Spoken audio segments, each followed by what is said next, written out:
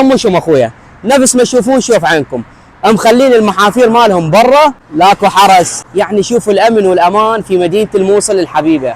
هذا شنو يدل على الثقه بين الشعب الموصلي. الشعب الموصلي شعب واعي، شعب مثقف، الحمد لله يا ربي، هاي فضل من رب العالمين. فالحمد لله يا ربي، اكو يعني اكو بوق، مو اقول لك ماكو بوق، بس نقول 90% شعب مثقف، شعب واعي. 10% هاي الشغلات السلبيه. تعال شوف لاخويا، تعال اخويا، شوف يا ما شاء الله المحافير مالهم كلها برا.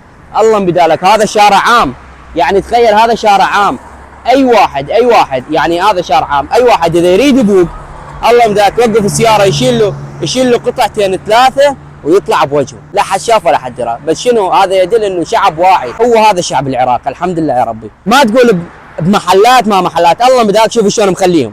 وان شاء الله هو الشعب العراقي كله ثقه واهل خير واهل طيب. الله يحفظ جميع قواتنا الامنيه، ويحفظ العراق، ويحفظ جميع محافظات العراق.